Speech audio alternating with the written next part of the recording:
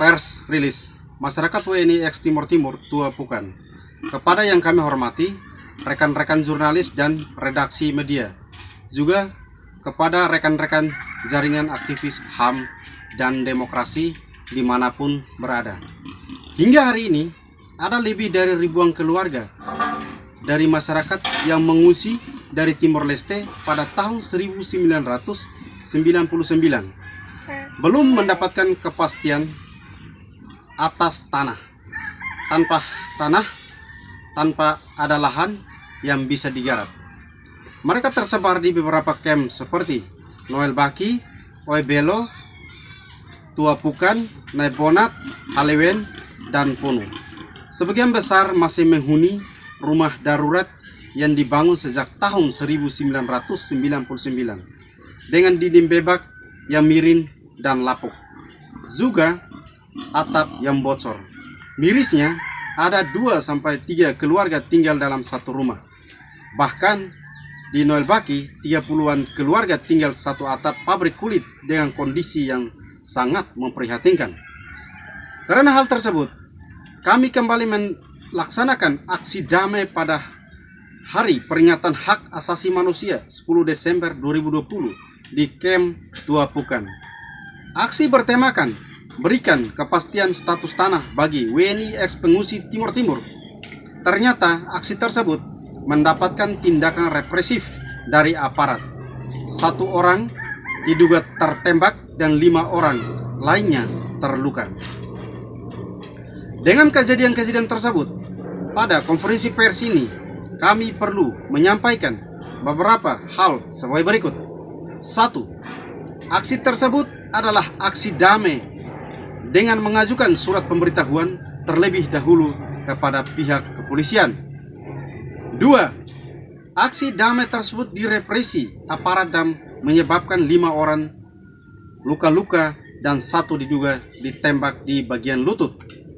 Nama-nama tersebut adalah 1. Bribato Suarez Pinto, diduga ditembak di lutut bagian kanan, umur 29 tahun. 2. Egidio Suarez, luka di dahi dan hidung, umur 36 tahun. 3. Armindo Suarez, luka robek di kepala, umur 46 tahun. 4. Ramos Paz, bengkak di bagian perut, umur 30 tahun. 5. Armindo Suarez, luka di lutut, umur 40 tahun. 6. Deo Linda Belo, luka di bagian kepala sebelah kanan, umur 45 tahun. 3. Korban yang diduga tertembak pada bagian lutut saat ini ada dalam tahanan Polres Kupang tanpa pendamping hukum sejak tanggal 10 sampai 12 Desember 2020. Bahkan pada saat hendak diantar ke rumah sakit oleh keluarga korban, malah korban dibawa polisi ke rumah sakit Bayangkara, Kupang, dan keluarga 2 orang yang mengantar ditangkap dan dibawa ke Polres Kupang. Sangat mengejutkan adalah pada sore tanggal 11 sampai 12 kemarin, korban yang awalnya diduga ditembak memberikan pernyataan dalam sebuah video klarifikasi yang dibuat di kantor polisi yang saat ini dimuat pada akun Facebook Polres Kupang, yang intinya bahwa korban bukan ditembak tapi luka diduga kecelakaan. Pengakuan ini sebenarnya bertentangan dengan keadaan sebelum aksi demo dan kejadian di lapangan.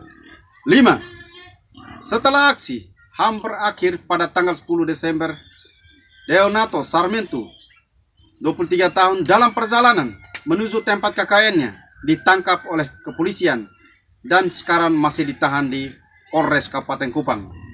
Penangkapan berlangsung pada tanggal 10 Desember sekitar jam 12 WITA. Saat ini yang bersangkutan ditahan di Polres Kupang bersama 3 rekan lainnya. 6. Sebagaimana video yang saat ini viral di media, seorang anak SMA dengan inisial SS menendang salah seorang anggota polisi di lokasi aksi.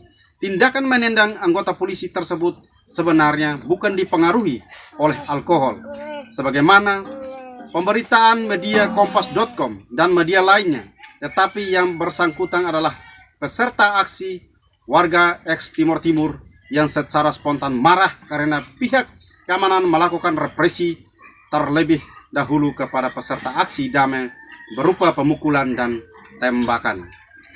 Dengan poin-poin di atas, sebagai koordinator umum aksi memperingati Hari HAM 10 Desember yang direpresi negara, yang kami cinta mati-matian ini, menyampaikan beberapa hal terkait gerakan rakyat yang direpresi bahwa A. Menyampaikan pendapat di muka umum adalah hak konstitusional yang dijamin oleh negara. Karena itu, pihak keamanan wajib menjaga supaya hak tersebut disampaikan dengan baik. B. Warga ex Timur Timur di kamp pengungsi Tua Pukun adalah korban perang Timur Timur yang dilupakan oleh negara Indonesia tanpa memperhatikan hak dasar seperti tanah. Kami berada di Indonesia karena pada tahun 1975 sampai 1999 membela tanah air Indonesia Timur Timur, tapi setelah tiba di Indonesia, kami tidak memiliki tanah dengan status yang jelas selama 21 tahun. Hal ini yang membuat kami menuntut, tapi tuntutan kami dijawab negara dengan represi yang serius. C. Kami menyampaikan kepada kepolisian bahwa polisi adalah pelayan rakyat, bukan musuh rakyat. Polisi dibiayai oleh rakyat, bukan sebaliknya.